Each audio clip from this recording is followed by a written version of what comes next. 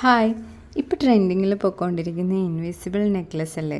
അപ്പോൾ അതുണ്ടാക്കുന്ന കുറച്ച് റോ മെറ്റീരിയൽസ് നമുക്ക് കണ്ടാലോ?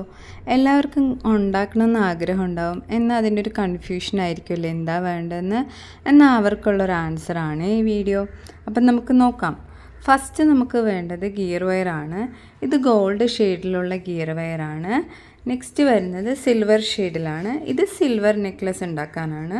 നെക്സ്റ്റ് നമുക്ക് കോപ്പർ ഷെയ്ഡിലും അവൈലബിൾ ആയിട്ടുണ്ട്. ഇത് കുറച്ച് തിക്കാണ്. നെക്സ്റ്റ് നമുക്ക് വേണ്ടത് ഹുക്കാണ്. പ്ലേറ്റഡ് ആയിട്ടുള്ള ഗോൾഡ് ഷെയ്ഡിലുള്ള ഹുക്കാണ്.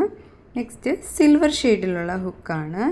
ഇനി വേണ്ടത് ഗിയർ ലോക്കാണ്. ഇതാണ് മെയിൻ. ഗോൾഡ് ഷെയ്ഡിലും പിന്നെ സിൽവർ ഷെയ്ഡിലും അവൈലബിൾ ആണ്.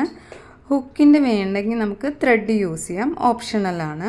പിന്നെ നമുക്ക് കട്ടർ വേണം. ഇത് ഗിയർ വയർ കട്ട് ചെയ്യാനാണ്. പിന്നെ ഇന്ത്യയിൽ 2 ടൈപ്പ് പ്ലെയർ അവൈലബിൾ ആയിട്ടുണ്ട്. ഇത് ഗിയർ ലോക്ക് ചെയ്യാൻ വേണ്ടിയിട്ടാണ്. അപ്പോൾ ഇതൊക്കെയാണ് ഇതിൻ്റെ റോ മെറ്റീരിയൽസ്.